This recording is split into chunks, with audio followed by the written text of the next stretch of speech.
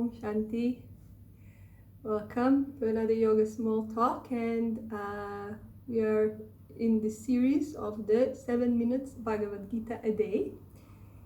And I put on the playlist the recording of the Gita Dhyanam, which is traditionally recited before the commencement of the study of the Bhagavad Gita. Dhyanam is meditation.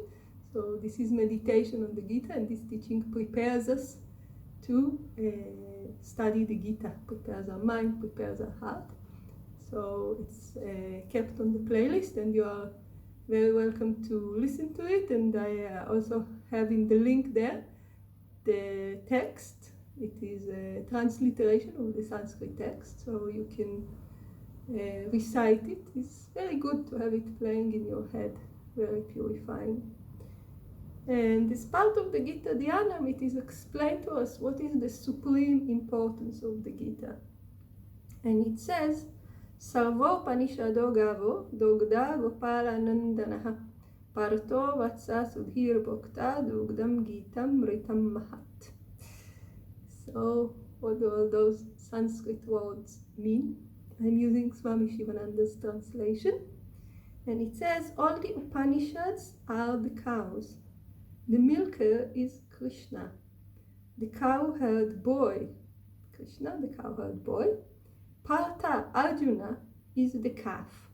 Men of purified intellect are drinkers. The milk is the great nectar of the Gita. So this is a very, very beautiful allegory that comes to show us the great significance of the study of the Bhagavad Gita. And actually, traditionally in India, the Gita will be studied only after the Upanishads were studied and reflected upon. And the reason is explained here. It is said that the Gita is the essence, is like the sweet nectar that comes out of the Upanishads. So the Upanishads are the big cow, and the Gita is the milk. And you know, the milk is that which gives life to the calf. So the Gita is that which gives life. And how do we get this milk, this nectar, out of the Upanishads? It's through the grace of Lord Krishna, the Supreme Being, the Paramatman.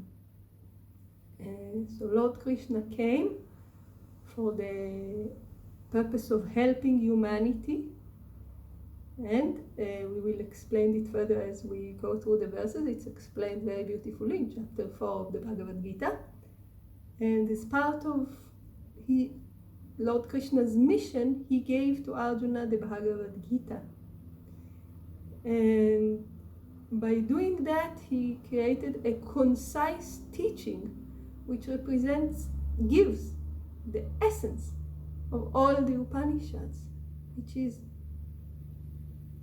actually giving us the life-giving nectar that for some is hidden in the Upanishad. And therefore in ancient India they used to, and still in some places today, they study the Gita only after they studied and reflected on the Upanishads. But in the West, in the way it was carried in our lineage, we start the Gita whenever we are available. So, for instance, in the Shivananda Teacher Training course, we also study the Gita. Why? Because the more we are exposed to it, the more we are exposed to this knowledge that was given to us in such a simple language and is so very profound, the more benefit we will attain. And for many people in the West, the Upanishads are not really accessible. They don't relate, they cannot find the proper teacher, but the Gita is there for all of us. So still, of course, if you can, study the Upanishads. But don't wait. Start with the Gita right now.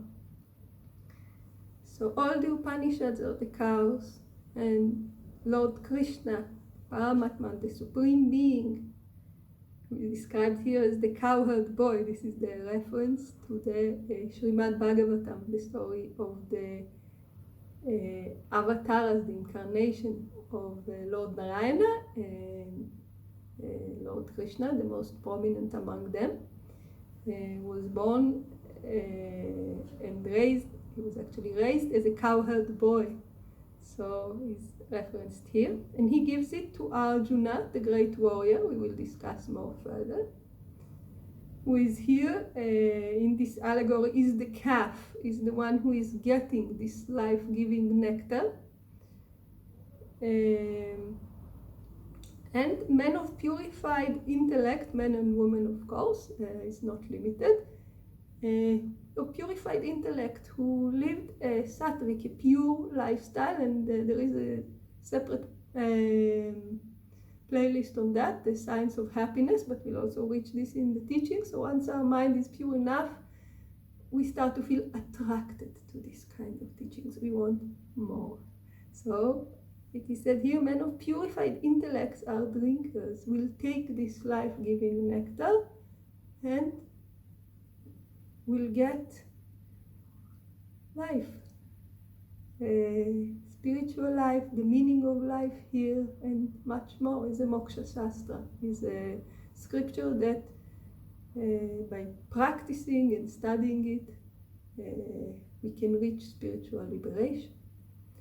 And the milk is the great nectar of the Gita.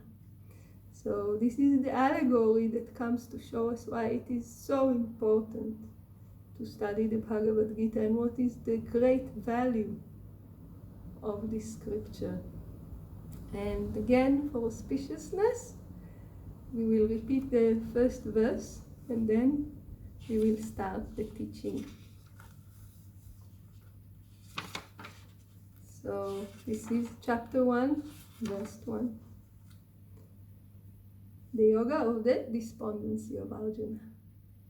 Dhritarashtra uvacha dharmakshetre kurukshetre samaveta yuyutsavaha mamaka pandavaschaiva kim akurvata sanjaya.